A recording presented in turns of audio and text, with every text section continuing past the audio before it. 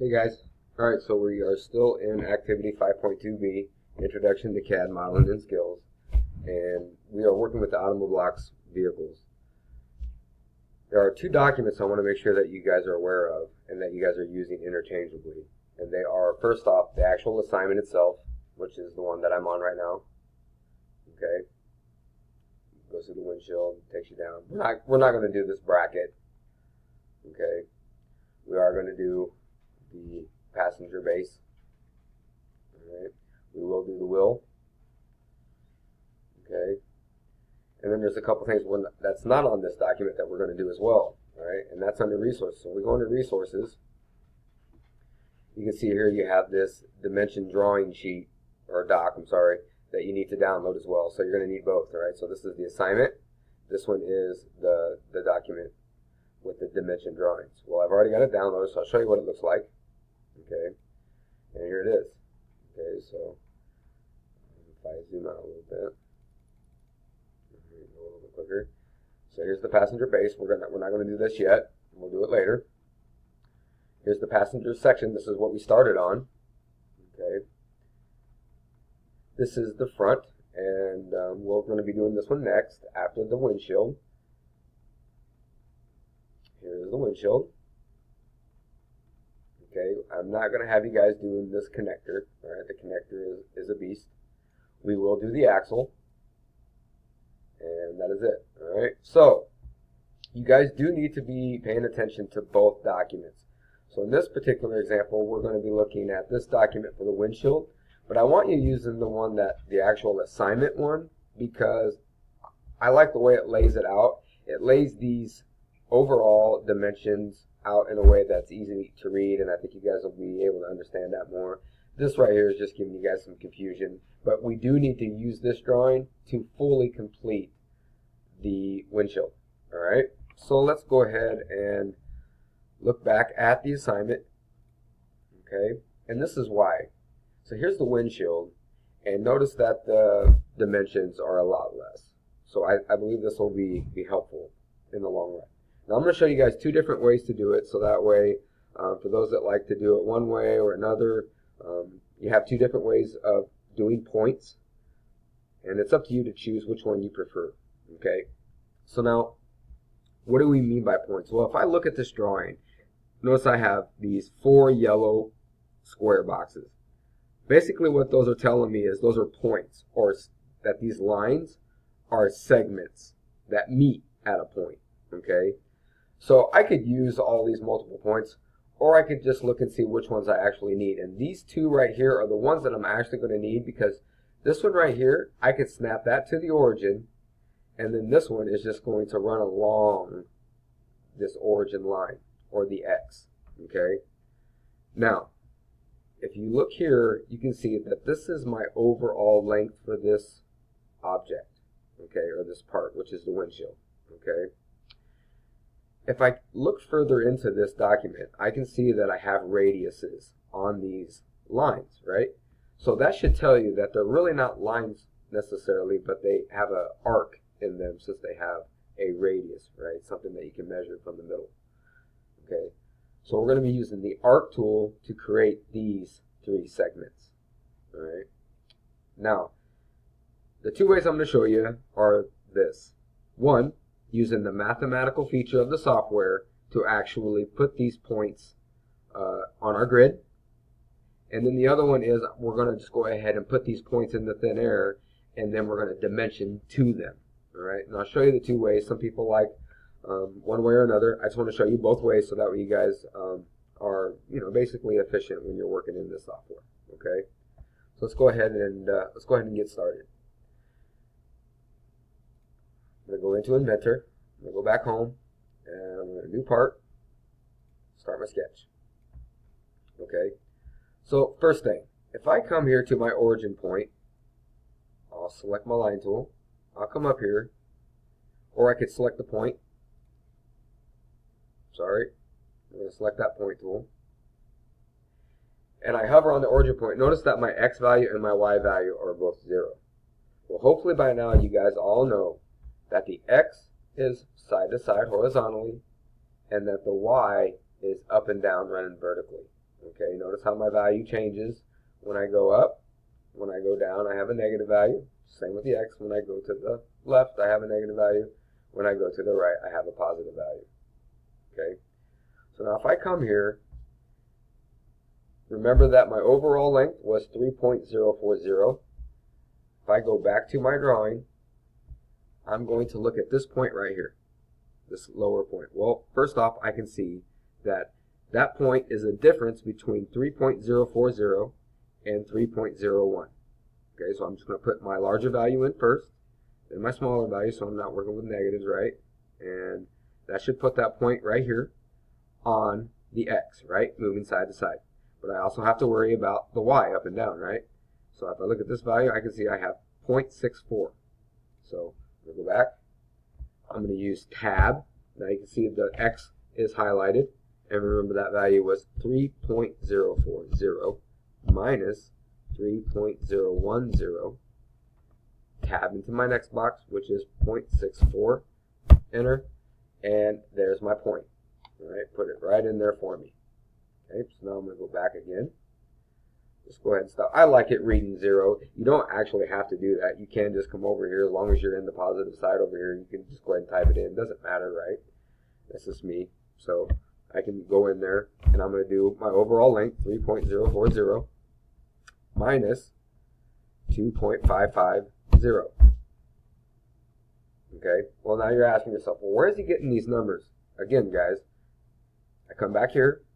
My overall length is 3.040. I can see here that that point right here is basically the difference between 3.40 and 2.550. Okay, so I'm just going to come right over here.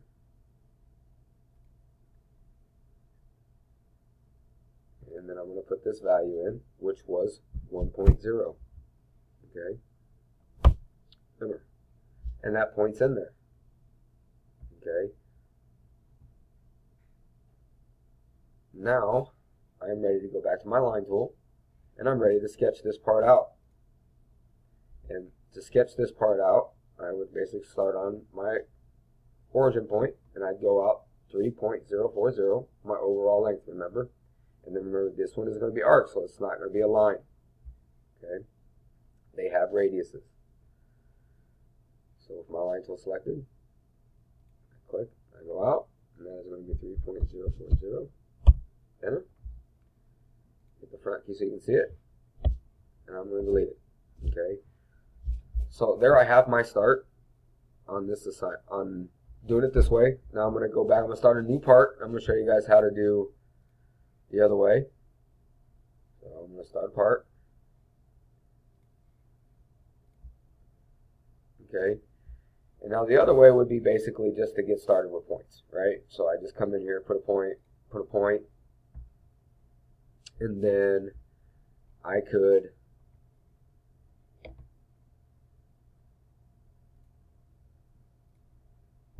run this line here and do my 3.040, my overall length line. Right, hit escape, hit the front.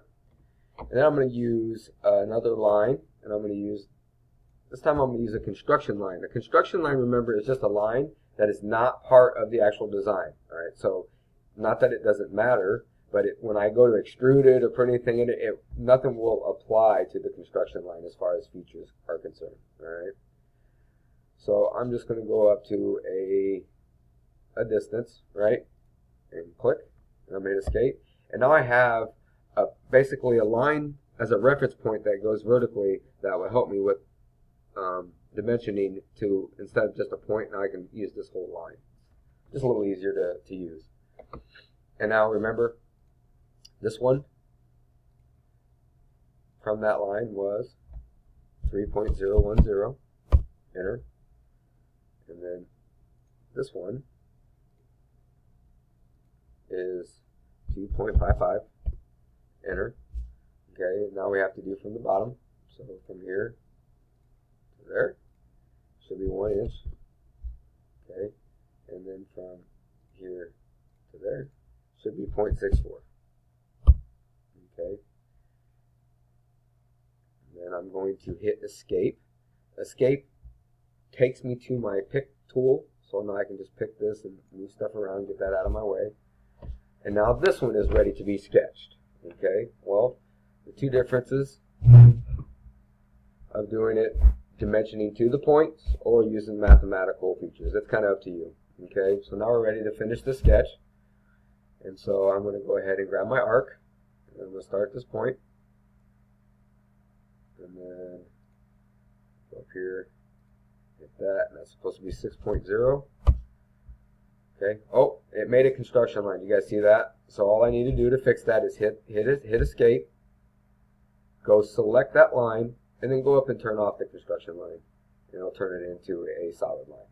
Okay, now I'm going to go back and grab my arc, and I better go back and turn the construction lines off again, or it's going to make another construction line. Okay, and then that one is 6.0. Again, you guys, where is he getting the numbers from? Right here, guys. Here's the radius for that one. Here's the radius for that one. And next, this one. Okay.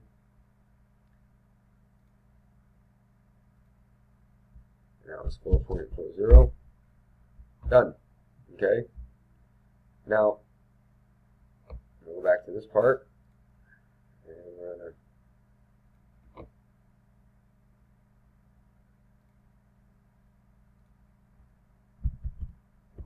finish the sketch. This is the one that we did, mathematically. Okay. Notice how it looks a little bit cleaner.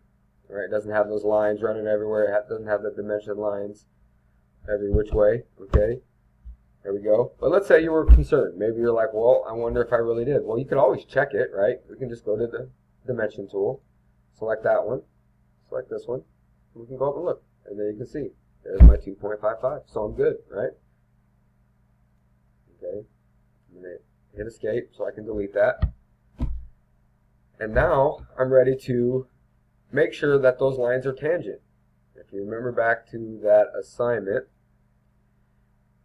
when we have this thing all sketched out, the next thing is it wants us to delete these dimension constraints so that way we can add the tangent constraints. Okay, so let's go ahead and do that.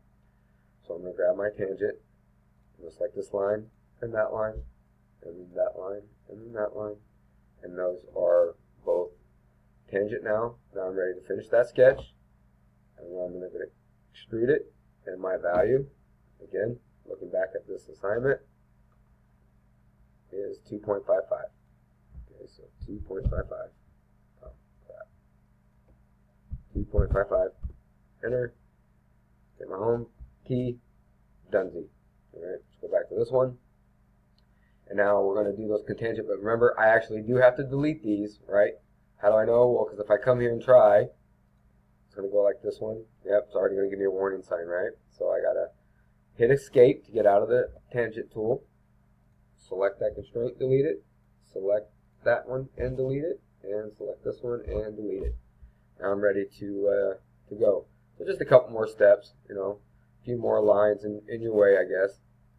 No biggie, but just two different ways to sketch points, or I'm sorry, dimensioning to points. Alright, we're going to extrude that one, and again our value was 2.55. We're done. Okay, so now the next step would be to add the fillets on this, and then we have to shell the bottom. I'm going to do all the added features on the next video, but this is where we need to get to before you guys move on to the next step, because there's going to be a lot more tools and it's going to get a little bit more confusing and the video will run a little bit longer. Alright, so good luck. Let me know if you have any questions. Happy sketching.